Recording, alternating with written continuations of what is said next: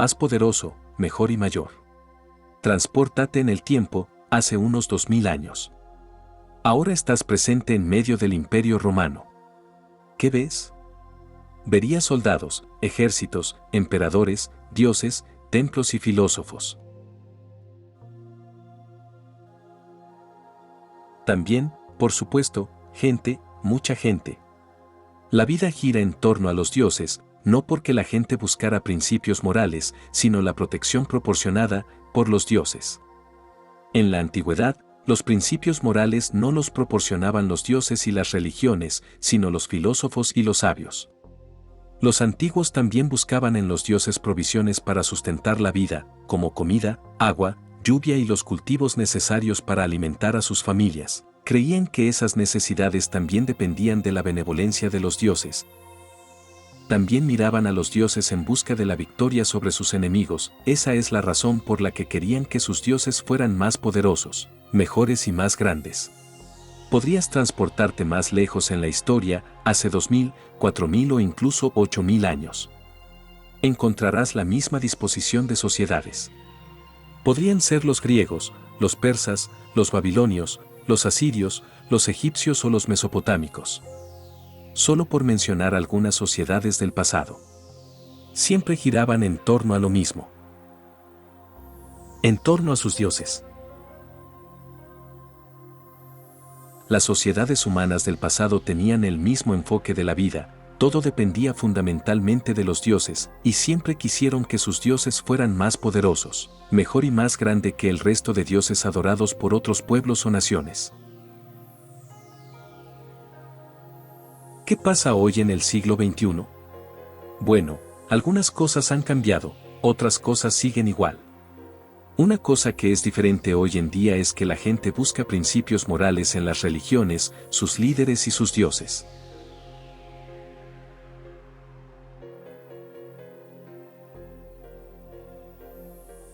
Ahora retrocedamos en el tiempo. Exactamente llegamos ahora al tiempo en que, al pueblo de Judá conquistado y moralmente destruido, se le permitió regresar a la tierra que habitaban antes.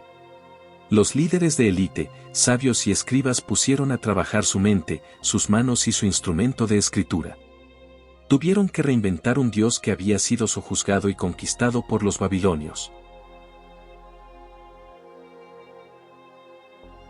Necesitaban desesperadamente hacer a su Dios más poderoso, mejor y más grande. Implementaron el monoteísmo. Renegociaron a su Dios y lo convirtieron en un Dios universal, nunca lo había sido antes. Un Dios con más poder, lo hicieron Dios todopoderoso, se convirtió en un Dios mucho mejor y mucho más grande que lo que era antes. De ser un miembro menor del panteón de dioses levantino, fue reformado y remodelado hasta convertirse en un Dios supremo y único. Pero hay más. Los sabios, escribas y filósofos judíos trabajaron duro en diferentes aspectos del antropomorfismo de su Dios. Por ejemplo, el asunto de los pies jugó un papel muy importante en la manifestación de los dioses. Mira el templo de Ain Dara y los enormes pies grabados en la entrada de ese templo. Esos pasos muestran cuán grande era el Dios que entró al templo y residió para siempre dentro. No hay pasos que indiquen una salida. ¿Cómo se puede hacer más poderoso, mejor y más grande al Dios de la Biblia? Esto es lo que se les ocurrió a los artistas escribas. Está escrito en Isaías 66 versículo 1, que la tierra es el estrado de mis pies. Si la tierra es el estrado del Dios de la Biblia, entonces el tamaño de sus pies tiene que ser enorme. Sí, un Dios más poderoso, mucho mejor y, por supuesto, mucho más grande. Otro ejemplo tiene que ver con los nombres. Cada reino tenía su propio dios nacional.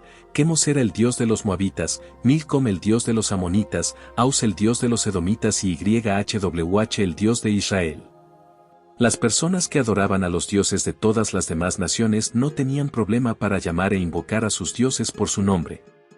¿Cómo puede hacerse superior al Dios de la Biblia también con respecto al nombre? Los sabios manipuladores hebreos se inventaron la idea de envolver ese nombre en enigma y misticismo. Nuestro Dios es tan superior que su nombre no se puede pronunciar. Ahí lo tienes. Más potente, mejor y más grande.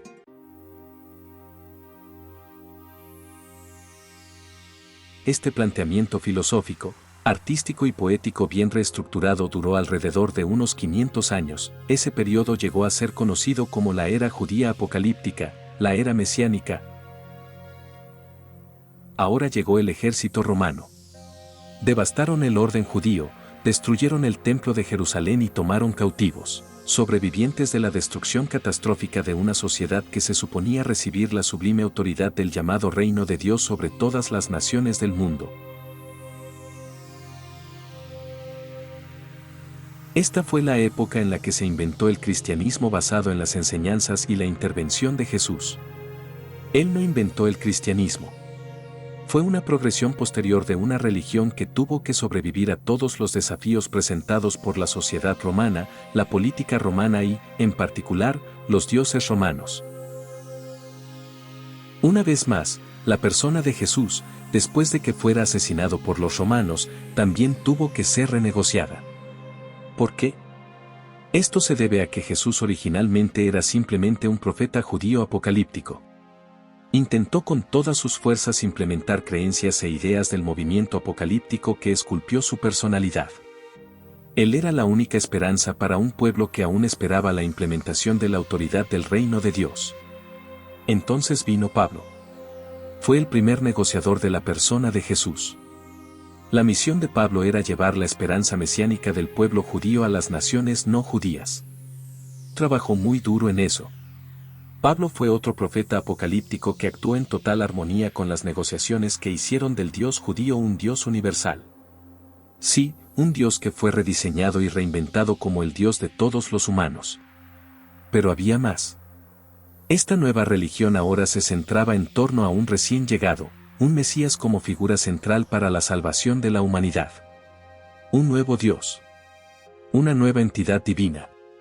En el principio era el Verbo, y el Verbo estaba con Dios, y el Verbo era Dios. Si las masas de ciudadanos romanos iban a convertirse a esta nueva religión judía, con Jesús como figura central, y dejar atrás a sus dioses, entonces, esa figura central, Jesús proclamado como el Salvador de la humanidad, tenía que ser alguien superior, en todos los aspectos, a todos los dioses romanos. Por lo tanto, las personas que impulsaban y lideraban el movimiento, como los redactores de documentos cristianos, debían hacer más poderosa la persona y figura de Jesús, mejor y más grande. ¿Por qué? En pocas palabras, había que demostrar que Jesús era superior a todos los dioses romanos, superior a sus poderes y habilidades. Para aclarar el punto, aquí hay algunos ejemplos. Bacó era el dios del vino.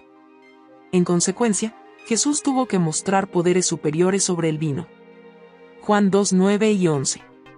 Y el maestre del banquete probó el agua convertida en vino. Este comienzo de milagros hizo Jesús en Caná de Galilea, y manifestó su gloria. Neptuno. Neptuno era el dios romano del agua dulce y del mar. Jesús tuvo que demostrar dominio total sobre los cuerpos de agua. Juan 6:19. Cuando habían remado unas 3 o 4 millas, vieron a Jesús acercándose a la barca, caminando sobre el agua, y se asustaron. Júpiter. Júpiter era un dios del cielo, la tormenta, el trueno y la luz.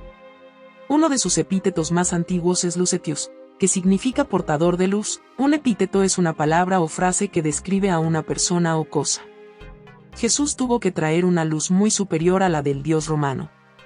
Juan 8:12. Cuando Jesús volvió a hablar al pueblo, dijo: Yo soy la luz del mundo. Mateo 5:14. Eres la luz del mundo. Podríamos mencionar muchos más ejemplos. El punto es, Jesús fue hecho superior a todos los dioses romanos, y también a los dioses griegos que todavía eran adorados en el Imperio Romano.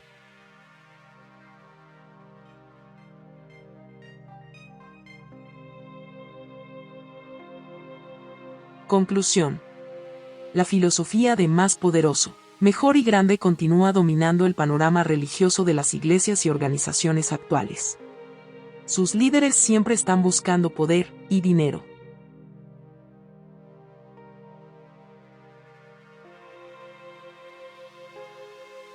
Afirman ser mejores que el resto y quieren proyectar una imagen más grande de sí mismos por encima de todos los demás.